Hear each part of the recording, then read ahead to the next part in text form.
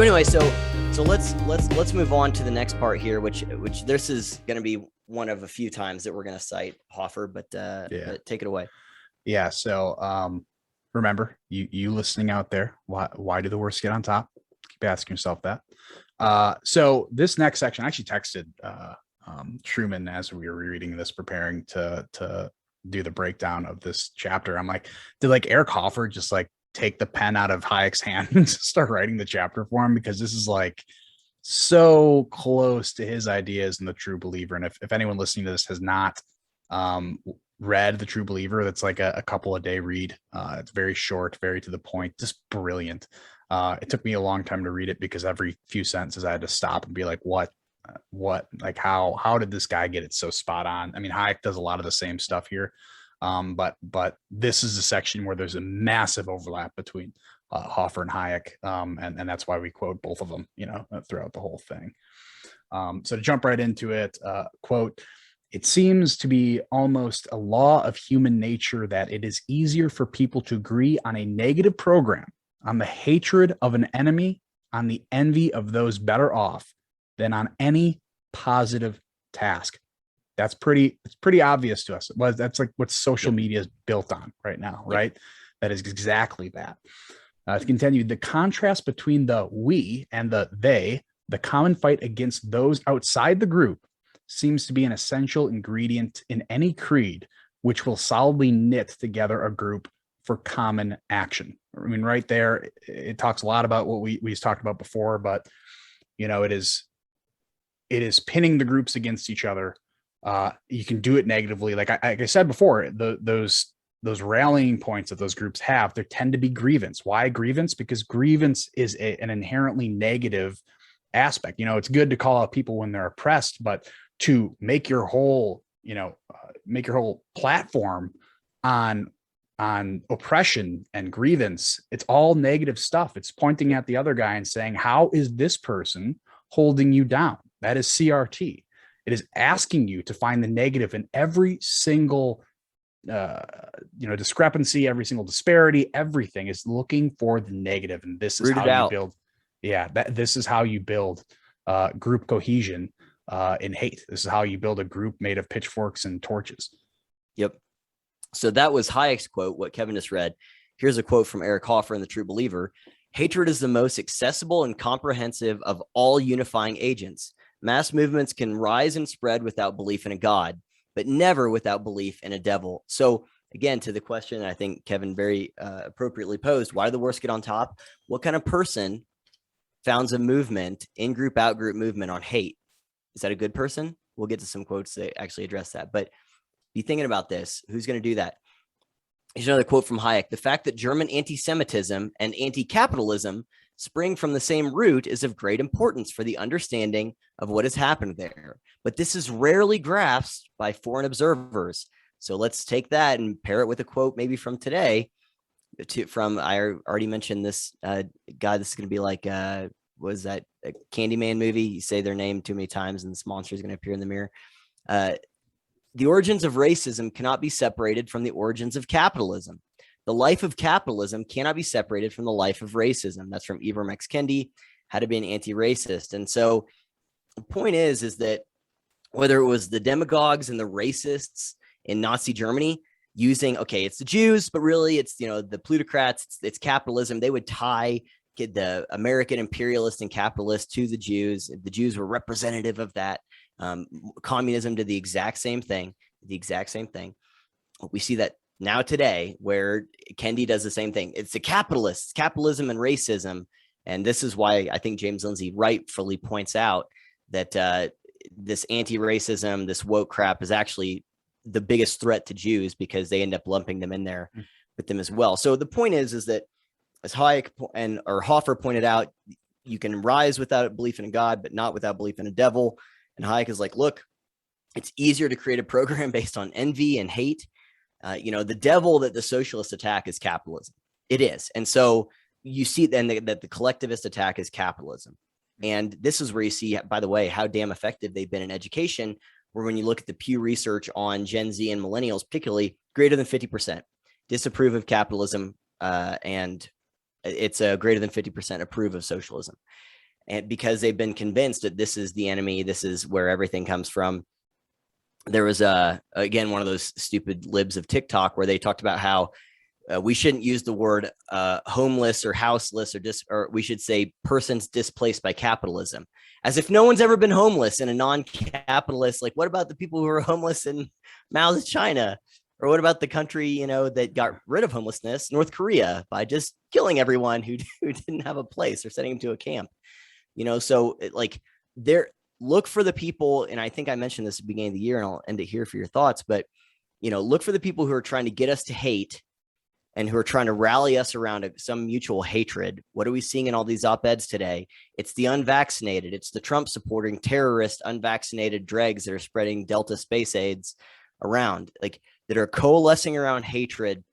The rich need to pay their fair share, and let's shit all over Jeff Bezos and Bill Gates and whoever, you know, Elon Musk. They need to pay their fair share. There's that hatred and envy of the rich, and the white people who have an ingrained racism. They have to overcome this racism that's part of them, and become an anti-racist, although they can never fully do that. You know, they'll never get rid of their privilege. And so, like, look for those. What are the devils that we're being told to hate, and just give us the power. Give us the power. Like, the right does this too, by the way, with, you know, but usually it's more of a, you know, it's not really give us the power to have total control. It's like, hey, look what they're trying to do. We just won't let them do that thing. Not a bunch of affirmative programs, although in some cases that is the case. But either way, this is how the worst get on top. And this is how you create a system where power begins to be concentrated at the top, because you need to have power to fight those evil people. You need to have power to protect. I want to protect you from these people. Just give us the power. And yeah, whether it's attacking Jews or attacking white people, it's always about capitalism, and it's always about give us power so we can fight them. Germany made the Jew in the outgroup the evil person because they were the face of capitalism. It's quite literally what they said. Yep. And to attack like a group like that, to paint them all like that, I mean, you saw obviously, you know, what happened with them. You know, the landowners of the Soviet Union, the same way, the people who had wealth, Yep. they had privilege, right? These are used to justify horrible things. And a lot of it doesn't make sense, right? Because everyone utilized capitalism. Everyone has, you know, no one has a privilege in a system where everyone follows under the same rules. You know, you talk about Ibram X. Kendi. If you look into, you know, you got to be anti-racist. You look up the definition he provides of anti-racist is someone who advocates for anti-racist policy. It's like, okay, what's anti-racist policy? Someone who is anti-racist. It's like this dude who is not the brightest bulb in the drawer, I think is the term, is just he creates circular logic, and that's what a lot of people in this type of power do, because they can kind of inject like, oh, you're wrong because you got my definition wrong. It's like, okay, now you give me your definition. It's like, well, no, you're just being a racist because you want me to explain this to you or something like that. It's insane. And like you said, like when you made your comment about pay your fair share, you know, that's this moral basis, right? Like, pay your fair share. It's the only moral thing to do. And as you mentioned, like, I wrote it down, and you basically said exactly what I was about to say when I was writing it down. It's like, they don't want to improve the conditions of poor people. They hate rich people. Yep. It is negative, not positive. And so you cannot possibly expect, if you want this utopia run by good people, you can't expect it to be on the movement of this negative aspect. You know, good people don't tend to run those movements.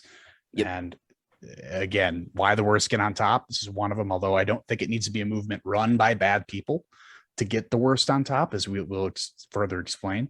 But I mean, just how, you know, answer the question as you go through this. It's like, well, it's pretty obvious that if you have a movement built on resentment and hate, that it's probably not going to be run by the best people. Ibram X. Kendi, not a particularly good person. If you read that book, I mean, it is a really morally abhorrent book that you know, goes under the guise of acceptance and you know, inclusiveness and all this stuff and all the buzzwords that come straight out of Orwell's 1984. So, you know, those are the red flags you got to throw up. But so Hayek continues to go through how when people get in a large enough group, they kind of shed the moral constraints, the moral bonds that are connected to the individual. And I think it's a really, really good observation as to how people can do awful things because they're part of a group, and that just makes them feel more comfortable. So Hayek writes, quote, "The desire of the individual to identify himself with the group is very frequently the result of a feeling of inferiority, and that therefore his want will be satisfied only if membership of the group confers some superiority over others. To act on behalf of a group seems to free people of many of the moral restraints which control their behavior as individuals within the group." So this directly goes in line. Again, we're quoting Hayek and Hoffer and Hayek right here. So this goes directly in line with Hoffer wrote in The True Believer, quote, "Unless a man has the talents to make something of himself, freedom is an irksome burden," right? We talked about it. It's a risk and responsibility. It's a burden. It's not something that just comes easy. It's much easier to say, I want the security from the government. It's a lot harder to say, I can make my life better. To continue the quote, "Of what avail is freedom to choose if the self is ineffectual? We join a mass movement to escape individual responsibility, or in the words of the ardent young Nazi, to be free of freedom." Being a part of a group gives the individual the feeling of invincibility against the moral criticisms that will be aimed at him. It's kind of a shield. You can shield yourself from the group. It's kind of the same mechanism that zebras have. They have the stripes so they can hide themselves within the group. That way they cannot be isolated by the predator.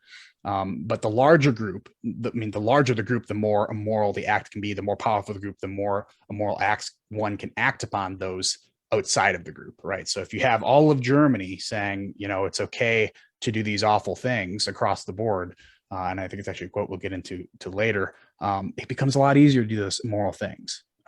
You feel like you have more backing behind you. You always feel more comfortable. It's much harder to do things when you're the only one standing there. And that's how a lot of the people feel arguing against, this crazy stuff in schools. You see the videos of one person standing there at a podium saying, "What are you teaching my kids?" That is difficult. That is hard to do. To be in the crowd yelling back at the person, or being on a Zoom call surrounded by all the people, all the woke teachers, the teacher unions being backed by all those people, that stuff's easy. Those comments always tend to be negative. It's hard to be the one person sitting there as an individual having to say, no, this is a problem. It's got to stop. Yeah, I mean, I totally agree. The one caveat I would add is, you said being part of a group gives the individual like the feeling of invincibility, or, kind of you can deflect moral criticisms. It's not just being a part of any group. It's being a part of a group that self-characterizes as morally superior to the outgroup. That's how you're able to do that. Like Mennonites probably don't do this, right? And so it's like, it's what kind of group, and we just talked about it, a group that's based on hatred, a group that is literally formed on the basis of resentment and hatred and some, self-imposed or self-declared sense of moral superiority, then has moral license for everyone in the group to act however they want. So it's not just any group, but it's a group that forms along these morally bankrupt parameters. Is that fair enough? Yeah. I mean, I think there's a way to hide yourself within any group, no matter how small or powerless they might be. If you have some wacky idea, if you are a anti-vaxxer, I know we talked about vaccines and stuff, and then, we don't want to have vaccine mandates. That is different than being anti-vax. I'm generally pro-vax in most cases, but to be out there like flat earthers, okay, if I'm one dude out there thinking the earth is flat, I'm much less likely to demand people believe the earth is flat than if I have another person next to me who agrees with me, and then add another person. So it does grow, but certainly one that has the power that you alluded to makes it a lot easier. And not only makes it a lot easier, it allows that individual within the group to really believe in what they say. Because not all the time do these people really believe. A lot of the allies, right, are just along for the ride. But the larger the group is, the more powerful the group is, the easier it is for them to believe in their own BS effectively. Yeah. I mean, think about the opening scene of Inglourious Bastards with Christoph Waltz in the farm, and he's talking about like, why do you hate rats? Like the rat didn't do anything to you. And he's saying that's how he feels about Jews. He only landed on that conclusion by deciding, or he only landed on that analysis by reaching the conclusion that Jews were the same as rats. And if they're the same as rats, then I can do whatever I want to them, And so just, again, why do the worst get on top? And just think about the parallels of today. It's like, well, if someone's spreading these diseases everywhere, if they're killing grandma, if they're putting me at risk, I can do whatever I want to them. Or if they're racist, if they're, some bigot, I can do whatever I want to them. So Hayek kind of, this next section is, I feel like we have these at the end of a lot of chapters where there's something that feels like a little bit out of place, because it gets from a lot of the stuff, we've talked about here is practical, but also philosophical. And this is just a practical, kind of section on math and the scaling of power. And he talks about basically that one of the misconceptions of people who argue for collectivism, and I'll just give the quote here: by concentrating power so that it can be used in the service of a single plan, it is not merely transferred, but infinitely heightened. Concentrating power, infinitely heightened. That by uniting the hands of some single body power, formerly exercised independence by many, an amount of power is created infinitely greater than any that existed before, so much more far-reaching as almost to be different in kind. And so, what he was arguing with here was he was intentionally engaging legitimate arguments by socialists and planners who they're like, look, let's just say we have these 10 companies and they all have this amount of power that doesn't really seem like it's that much power. If the government were to take control of all 10 of those companies, it would be the same. It'd be the same amount of power. You don't feel the effects now of these 10 individual companies exercising their power, so you wouldn't feel the effects there. And what Hayek is saying is that there's a scaling issue here, that when you concentrate all of the power that is, owned by individuals into one thing, then it becomes so far reaching, so much greater, then it's almost different in kind, and, one of the thoughts I had is if you have 100 individuals and they all are exercising their respective power in these different places, the one person who can wield all of those 100 individuals as they want and gets them to do whatever they want has way more power than just the sum total of their individual action. Like the Richter scale it's not one, was it category 1? I don't know if they use category, but whatever for earthquakes, 2 is not twice as much as 1. It's 10 times more than 1. And 3 is 100 times more than 1.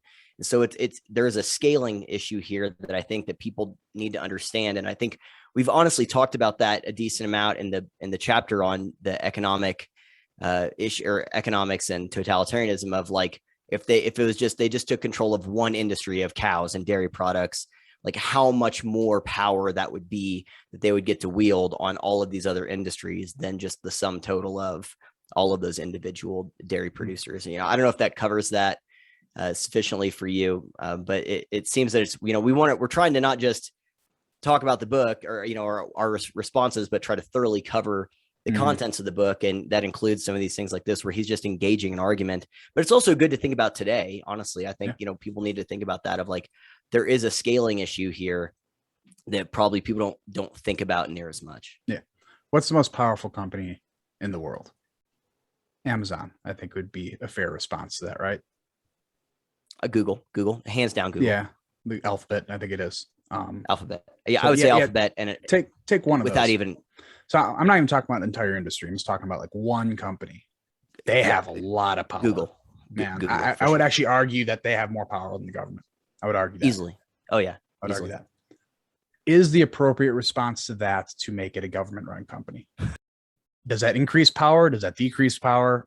What happens to the power dynamics? Does it go down? Does it go up? Is it twice as much? Is it like you talked about, a scale factor as much? And to be fair, like there's conservatives arguing for something. To be fair, there's conservatives arguing this type of policy in a way. Like it's normally not that this government runs Amazon, government runs Alphabet, but just think about it that way. This enormously powerful than the most powerful government in the world. What would happen if that most powerful government took it over? Yeah, it would be the amount of power it would be able to, and that's the problem now, is they're kind of already taking it over using their coercive powers, and the idea of not a monopoly, but the cartel that they're bounding themselves together is scary, but the appropriate response to correct some sort of private sector injustice is not to make it a public sector, is the main point here. That's the opposite direction in which you want to go. So I do think this actually applies pretty well into today, for sure. Totally. And it's not just the power, but it's like the way in which it would be wielded becomes different. And that's why he says it's different in kind. Right. Like if the government took over Google is what 99% of the information stream that people receive on the internet. And the government now that is literally one step. Oh, hey, we're China now. In China, it's Baidu. The government runs Baidu. That's it. That's it. And so now you have a government curated information stream. We're all going to be on Ask Jeeves shortly after, I'm sure, if that's still around. Whenever I was in 5th grade, there was a search engine. No, this was later. This is actually maybe 6th or 7th grade. 7th grade. There was a search engine called ThoughtBot that we had to use, and I was in science class, and I was like, what's it called? Hot butt. And so I went into hotbutt.com. Like you said, hot butt, right? I just picture if this is a major tangent. If it's get taken over by the government, we'd all be Stuart going on the dark web because we'd have to get away from Google. That would be exactly what all of us are doing. Yep. But yeah, it's you don't solve a problem by creating a larger problem is basically the lesson of this section. But now we get into kind of the home stretch here. Again, asking yourself, why do the worst get on top? Well, the government taking over Amazon or Google, the worst could get on top, and the worst will be super effective. But this is the part where you really, if you don't believe it now, if you cannot answer the question why the worst gets on top right now, you're going to be able to answer it in the next, 10, 15 minutes, I think. So I'm going to start quoting him here. Quote, "The principle that the ends justify the means is in individualist ethics regarded as a denial of all morals," right? It's not moral to say the ends justify the means because some horrible things can happen.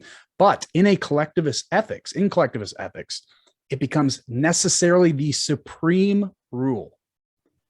The ends justify the means in collectivist ethics becomes necessarily the supreme rule. There is literally nothing which the consistent collectivist must not be prepared to do if it serves the good of the whole, because the good of the whole is to him the only criterion of what ought to be done. Now we're starting to piece everything together. First step is a large enough group creates the need for action on the general moral basis, right? Moral basis. Yep. Second, a system that concentrates this power is implemented. Take it away from the boards, put it into the government, right? And third, the moral basis is used to justify immoral results. The ends justify the means becomes the supreme rule here. The supreme rule. Yep. Yeah, you can give your comments on that real fast. I mean, it's just, and we see this here today, and I don't want to rehash stuff that we've talked about whenever it comes to COVID or anything like that. But I mean, this ends justify the means is like something that this is their argument. I mean, that was the thing. I think it was in the London Times where it said, we need Big Brother to end the pandemic. I think they said, don't let the civil liberties lobby distract from the fact that we need Big Brother to end the pandemic. And that includes mandates and passports. It's like, that's crazy. But if the ends are the only thing that matters, then you can do whatever you want. And again, this is so important. This is a feature. If you don't like whatever arguments you want to make about the right, even as they stand today, traditional conservatism has some principles of limited government, individual rights, respect for the individual. Like you talked about earlier, how it's a feature, not a bug, for it to be very slow to implement government, change or government force unless it's necessary. Obviously, we have some notable exceptions, but again, George W. Bush wasn't a conservative, but the Patriot Act would be a huge exception to that. But the idea of just argue for the ends, that's Ayanna Pressley talking about, well, we just want to we got to fight racism. So what does it matter what we do? What does it matter? We got to get rid of COVID. What does it matter what we do? We want to fight income inequality, or we want to, gosh, the crap that they've done in California, where just make it legal for people to just steal shit under $950 because we don't want to oppress whatever nonsense, or, we don't want to worry about petty crime. These are crimes of necessity, right? Where we don't want to do anything to harm the homeless. So we're just going to continue to give them needles until we have to hire people to actually just clean up feces and needles off the street. That is their job in San Francisco. It's like, whenever you don't have any grounded principles, no moral principles other than just the whatever the ends are, it doesn't matter. Like, the means irrelevant. We can just state these ends that are, make us sound good. Then there is some like, we care about inclusion, so we're going to implement segregation on college campuses. That's crazy. But if you don't have a founding principle of, hey, segregation is evil, regardless of what I say the reason that I want to implement it is, then you're going to do these things because they're totally unmoored from any principles. Yeah, it's 100% accurate. So we have another part that really hammers this home. And I added an extra section of quotes onto it between when we talked about this last night and talked about it today, because honestly, when we were listening, so our process here is we will actually listen to the audiobook together.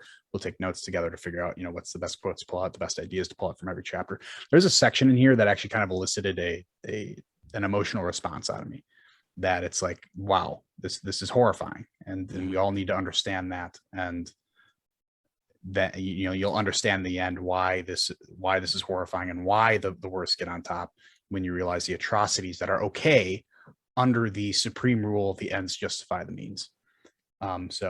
Quote, once you admit that the individual is merely a means to serve the ends of a higher entity called society or the nation, most of those features of totalitarian regimes which horrify us follow of necessity. It has to come. It's inevitable. It will be coming. And this is where we get the horrors of the 20th century that creeps in. Horrors that came during Hayek's time writing this book, and the horrors that came after it, writing the book. And so here's an additional quote here. It is inevitable that occasionally cruelty might become a duty, that acts which revolt all of our feeling, such as shooting of hostages, the killing of the old and sick, should be treated as mere matters of expediency, that the compulsory uprooting of the transportation of hundreds of thousands should become an instrument of policy approved by almost everybody except the victims, or that suggestions like that of the conscription of women for breeding purposes can be seriously considered. We're talking about the wives' tale. What is it called? Handmaid's Tale. The Handmaid's Tale. Yeah. I mean, that's the future, that you can envision there, and all the horrible things that will come from a large coercive power. But it's not only are the means like this considered pure evil by the liberal observer, although not considered by the person acting upon those means at the time, but it's also that this attracts the bad men. Yep. You have to have someone, when he says that cruelty may occasionally become duty, that duty needs to be taken up by someone. The first person to raise their hand and say, I'll do it.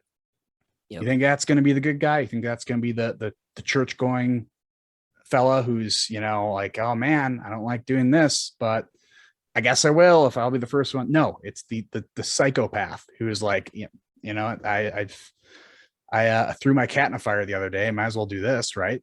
Like it's truly horrible people that will come to the top. So not only is it corrupting the bad people or corrupting the good people, which when the good people see this cruelty becoming a duty, the bad people that's doing it first, they will eventually follow because they are told that it's the right thing to do. So now you're corrupting the good people. What is the bad people who run in head first saying like, yeah, I'm your guy. I'll do this. Cruelty is a duty. I'm fine with that. Yeah. Oh boy, here I go killing again. Yeah. I mean, there's two things here that we have analogs for this today. I have heard people legitimately argue the point that, maybe it's just better if we just let the old people who are in charge of certain things just die off. So because they have all these outdated views and morals.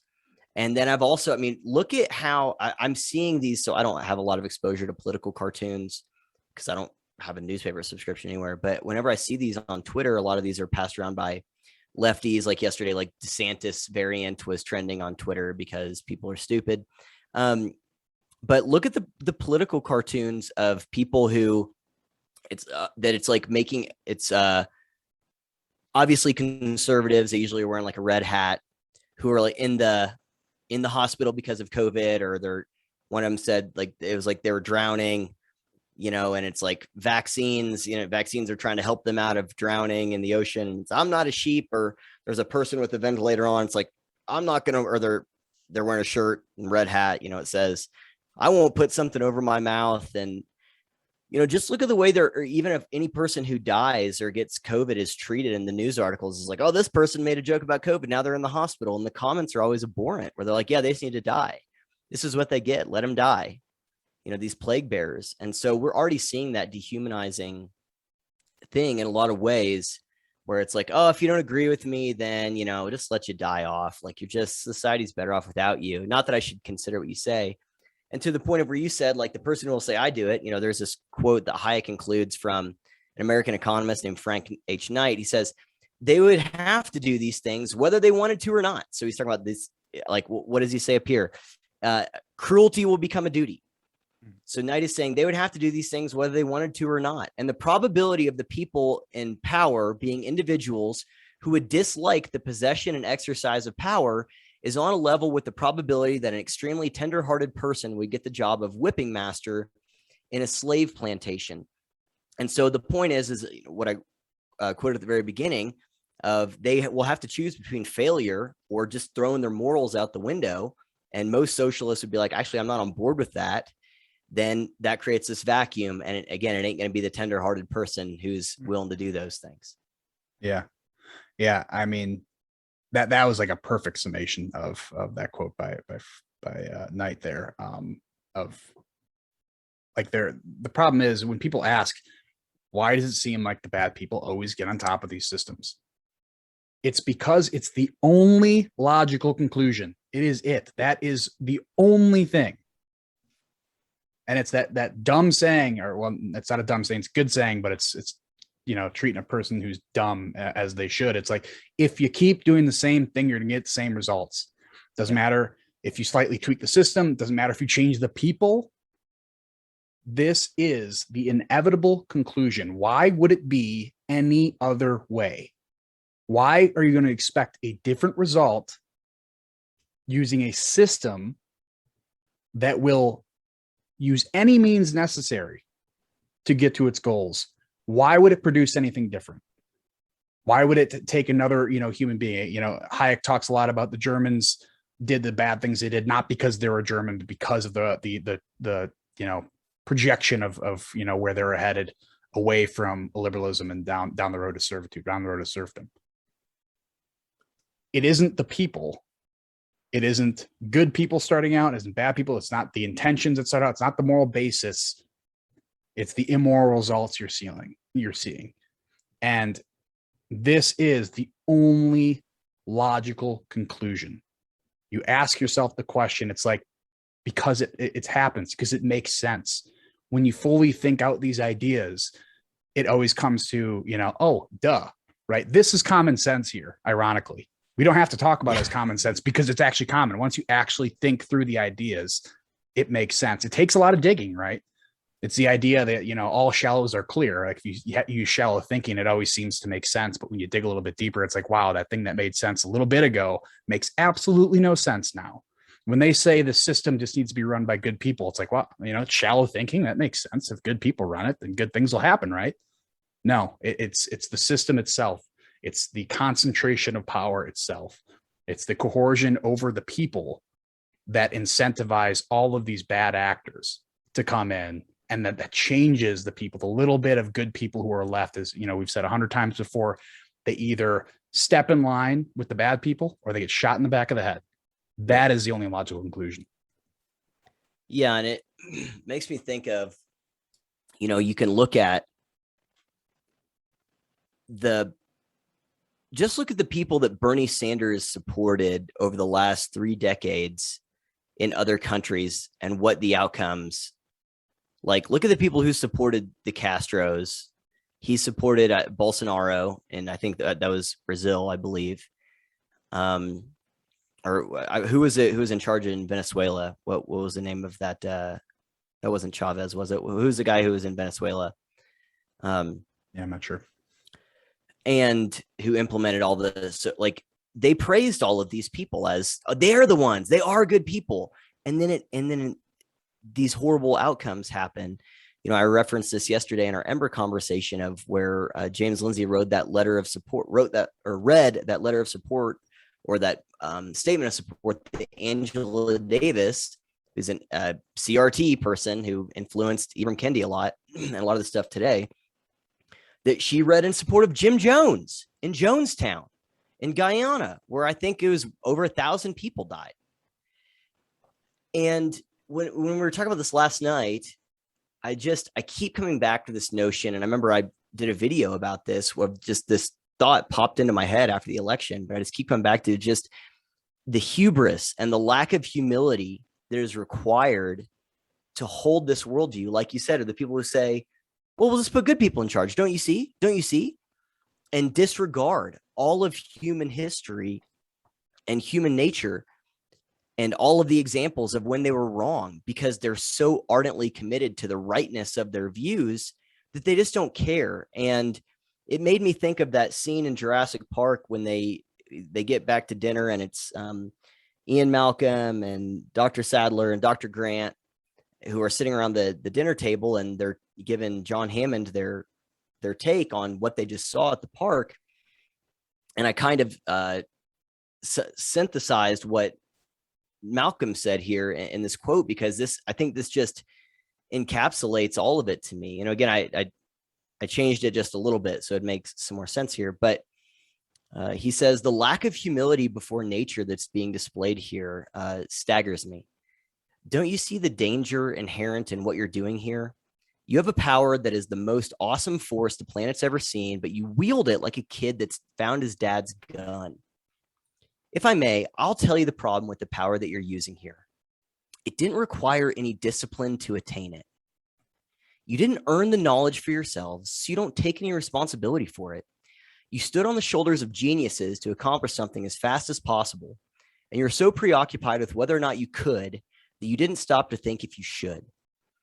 And that, to me, just summarizes the blind arrogance of the people who advocate for these ideas, who will say, we'll just create a thing of Department of Anti-Racism. By the way, I think Ayanna Pressley and Ibram Kendi know damn well what will happen with those things. It's the morons on the ground who are like, yeah, no, they're good people. Well, we'll put them in charge. It's so arrogant. It is so arrogant to think we'll get absolute power right this time. We'll get total control of society right this time. And you know, Malcolm says, you know, this lack of humility before nature. Obviously, in the quote, he's referencing, you know, nature as in the natural world. But there's this lack of humility before history and human nature and everything that we've seen throughout all of history. Again, they even have recent examples of where they were like, oh yeah, here it'll work here. Oh shit, maybe not. And current examples. Exactly. Yeah, current examples. Some of those, dude, no bullshit. On one of those like libs of TikTok video, they literally say the only reason we think that North Korea is communist is because of American propaganda. It's like they say that about themselves. What are you talking about? But there are videos that have thousands and thousands of views and likes where they say North Korea is actually a good model to follow. The arrogance and the ignorance required to hold that viewpoint is right. Malcolm says it right there. It staggers me. It staggers me to think to Lord Acton, we'll get absolute power right this time.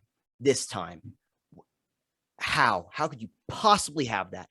It doesn't matter. It doesn't matter what your intentions are. It doesn't matter how compassionate you sound or how rousing the rhetoric or how well-intentioned the goals sound like. It doesn't matter. The person who says, trust me with absolute power is the last person you can trust with absolute power, period. End of story. That's it. But this is what we're seeing today. And these people are gaining ascendancy. This ideology of Get rid of the filibuster. Get rid of any of the democratic norms, anything that mandates or facilitates consensus and compromise. Get rid of it. Get rid of it. It's just to absolute power. And it scares the shit out of me, and it pisses me off because it's just so damn arrogant. And it's like, it's one thing. This last thing I'll say, I've mentioned this quote multiple times, heard it all the time growing up. It was, some people can be told and that's good enough. Some people can see for themselves and then they'll believe you, but the rest just have to piss on the electric fence themselves. And that's what these people are doing, where it's like they just have to experience, the absolute destruction of freedom in order to believe it. And it would be one thing if it was just them. It would be one thing if it was just them. Like, go beta test this somewhere, or go to North Korea and tell me if it's go take notes. In fact, we want to try that out. So please go to North Korea and get as comprehensive notes as possible and experience it for yourself. But they're bringing us along with them on this reckless experiment of just gambling with the freedom and the system we have here. And it terrifies me, and it just pisses me off, man, because they're going to destroy it for all of us. Yeah, this just reminds me of the conversation, the Ember conversation. For those of you who don't know about that, Ember is a think tank that we Truman and I participate in with Carlin Bursinko and James Darian of Commutation Construct. And I think that conversation will get released the Saturday after we release this conversation. But one of the things we talked about there was comedy, the load-bearing structure of comedy. And it's such a profound truth-telling mechanism is why comedy is so important. And I think a lot of the talk about these atrocities in the past, you don't read as much about them in books as you probably ought to. You definitely don't learn about them in class as you ought to, because it doesn't fit their narrative. You can get them on places like this, get them on some podcasts for the people who are willing to talk about them at the risk of their own, public image. Comedy is the place where you can get a lot of this information. You make fun of it. And I don't think it's any coincidence that when you and I do this review stuff, for any of you guys who have not understood the jokes we've been going back and forth, it's from Letterkenny, a terrific show. So, when we laugh at random stuff or make a joke, a lot of times just from comedy and stuff, we're talking about back and forth. We're listening to roasts and stuff like that. But it's important because when you learn about this stuff, when you talk about this stuff, if you don't laugh, you will fucking cry. Yep. This is devastating stuff. And I cannot oversell it enough that we need to pay attention to these red flags. We need to understand the worst get on top, because it's very simple when you think it through. Yep. The people who want us, you talk about North Korea, it's actually called the Republic of North Korea. And you can tell every country in the world that has the Republic of in front of it, which includes China, includes at least one place in Africa. Congo, DPR. Yeah. Yep. Or not yet. They do it. Congo, they're not republics at all. They do it to advertise to the West saying we're not that bad. Yeah. We're not that bad. And people grab onto that, and people will use that as a talking point, saying, well, they're not that bad. It's American propaganda. It's, don't worry about collectivism. It's bad people running it, bad people. It's easy to point out the bad people throughout history. Stalin, Hitler, Mao, the list goes on, because those are the scapegoats for those systems is the problem. Yep. They don't identify the system. Or, if it's identified as communism, they'll try to rebrand it, say it hasn't been tried. And that's the wool over your eyes trying to make you blind to what's actually happening. They'll call it state capitalism. That's what the socialists actually call it, is state capitalism. They'll say Marx or the USSR was state capitalism. And if you want to look at the difference of how society has changed, when the stories of the Holocaust first came out, people didn't believe it. They didn't believe it. But when they realized they were true, that mobilized people. It's not that people don't believe what's going on in Xinjiang with the Uyghurs. People believe it. They just don't care. They just don't care. And that same group of people, again, it's mostly people on the right who are saying, this is a problem. What has happened to the moral framework of this is a very broad statement. Take it with a lot of salt. But what has happened to the moral framework of the left? And again, that's where a lot of these ideas are coming from, to where they're dehumanizing people. You aren't vaccinated. I mean, look at the tweets, look at text message screenshots, look at the articles, they're unvaccinated or they're racist, they won't wear a mask or whatever, that those are the same people that are very indifferent to what's going on in Xinjiang, to the Uyghurs. And that's not across the board. There are a lot of people on the left who are rightfully upset about it. But that dehumanizing process has already begun. It has already begun. And it, like you said, if you don't laugh, you're going to cry, because it's when you realize the logical conclusion of this stuff, if we don't stop it, it breaks you. It breaks you. So it's like that's why we have to fight this. We have to fight it. Yeah. Yeah. No one believed the Soviet Union until the Gulag Archipelago came out. And even then it had a tremendous pushback when it first came out too. Well, when what's his name came out there and said, yeah, everything Stalin did was it Khrushchev? Was it Khrushchev who came out and said everything you heard was right, but it's okay, I'm better. Was that Khrushchev? I can't remember who. From the book. No, in the USSR, there was the person who said everything you heard was right. Well, there's an example in the book that we covered in a previous chapter of a guy who was very sympathetic toward communism, spent a couple of years there or something like that, and came back like, nope, it's horrible. No, this was, I think, in the 60s or 70s. Oh, okay. It might have been, it wasn't Gorbachev. Anyway, doesn't matter. Yeah. But yeah, okay. All right. So let's start moving that way. Yeah. So there's a good quote at the end of this chapter that really transition us well into the next chapter. I'm not covering it now, but this next chapter is probably going to be the biggest chapter of them all, in terms of actually, ironically, the shortest chapter in the book, I think, but it is going to be something that we're going to have to cover very, very thoroughly. So the next chapter is called The End of Truth. And it's very appropriately titled because the relationship between reality and the truth begins to skew once you no longer share a moral system. When the ends justify the means, you don't really have to believe in truth, or truth is the truth is only what the coercive power makes it to be, effectively. So to end it here, quote, "The problem of the selection of leaders is closely bound with the wide problem of selection according to the opinions held, or rather according to the readiness with which a person conforms to an ever-changing set of doctrines. And this leads us to one of the most characteristic moral features of totalitarianism, its relationship to and its effect on all the virtues falling under the general heading of truthfulness." Basically right there, truth takes a backseat in the pursuit of power. Truth, it often is a weapon of the less powerful toward the powerful, right? Yep. We talked about in the conversation yesterday with comedy.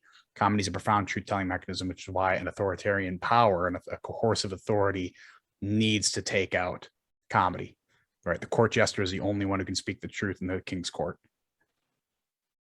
The relationship with truth, the truth needs to effectively end if this coercive power is to fully take hold and be able to actually control and meet its end goals. Yeah, it's an extension of, but an important extension that's worth getting into the details of just abandoning morals, of just abandoning all that's right, all that's good, and so yeah, the next chapter is one that I'm very. It's funny that it's chapter 11, which is also the thing for bankruptcy, and it's like the end of truth is a morally bankrupt society. So I thought that was kind of funny, but yeah. So I think we can get into the summary of chapter 10 now. Why the worst get on top again. I like the idea of us repeating, what should the audience be thinking throughout the whole thing, and I really hope that helped you guys listening help understand where the material was going, and really what Hayek wanted it to say, and oftentimes what Hoffer wanted to say.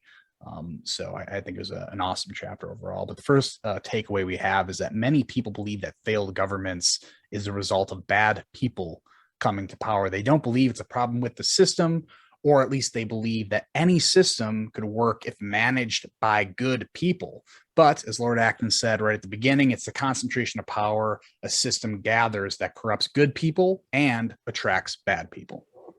Yeah, and just another distinction between these systems is that, it's one thing to talk about the moral basis of a system. Another way you can phrase that in your mind is, what are your goals? What are your hoped for results? What are your aspirations? What are your intentions? And it's another thing entirely to talk about the moral results of a system. And those goals are not always the same as the outcomes. So the moral basis, you could have very high-minded goals, as we just talked about, different places that had very high-minded goals of creating this morally good and morally just system, but the moral outcomes were devastating. They were absolutely appalling and defied all human sensibilities of right and wrong, because again, this is about the system. The moral basis is irrelevant to the incentives it creates and what the outcomes of it are. Exactly. And then we also, a major talking point here is around the word particularist or particularism, that collectivism inevitably becomes particularist. A collectivist mass movement needs something to rally behind, and that something is typically a grievance toward another group, giving the group in power all the moral justification they need to do horrible things to the people who are in the out group. Yep. And again, not to beat a dead horse, but we might have a few examples of that today.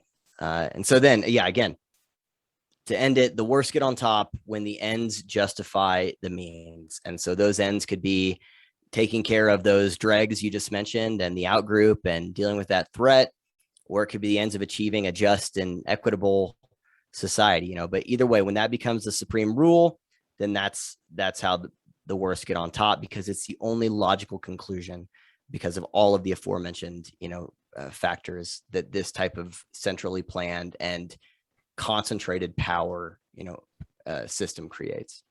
Exactly. So like we said, this next chapter is going to be a big one, but we actually might be doing something different between this chapter and the next chapter. We still haven't landed on exactly what we're going to do, but our idea right now is to do some sort of live stream for those of you who are listening to this, to, participate, ask your questions about what has happened in the previous, the first 10 chapters in the introduction, and to, get our thoughts or even maybe make suggestions as to how we should cover the next few chapters. Sure. As well. So I think, that'll be a great opportunity. We don't know exactly where we're going to be hosting it. We have a couple ideas as to where we'll be hosting the live stream. But we'll just let you know that possibly next Monday, we might be doing something a little bit different. So you might see chapter 11, which is going to be the biggest one. It might come the following week. Yep. Yeah, that's it. I don't think I have any other thoughts. Do you, Kevin? Nope. No, man. We appreciate you guys listening. This is, I think, episode 9. So we've had 8 previous to this. Every Monday that come out, we've been pretty good at keeping up on our Mondays. So I'm proud of us, boys. Right. So good job, boys. Right. So you can find this on my channel. You can also find this on Truman's channel, but you can find Truman on YouTube by searching Return to Reason, on ThinkSpot, searching Return to Reason, go on Medium for written content. You can also find him and follow him on Twitter at My Mundane Mind, but the best place to get him and support him is definitely gonna be on Locals by going to returntoreason.locals.com. That is correct. I'll tell you, there's another YouTube channel someone recently started called Return to Reason. And I hate that. I hate that very much. We're good alert. That's right. So anyway, so with Kevin, which I don't think there is a competing name, at least that I'm aware of, maybe on LinkedIn, but Kevin Engineering Politics on YouTube, ENG_politics on Twitter, engineeringpolitics.locals.com. Is that right? It's a full phrase. That's what I thought. And then same on Medium and ThinkSpot. Kevin actually updates his ThinkSpot, which I need to be better about. And you can check all of his stuff out there. So I think with that in mind, thank you for watching, everyone. Is Kevin, did I leave something out? No, perfect, man. All right. Thanks for watching, and we'll check you later. Peace. See ya.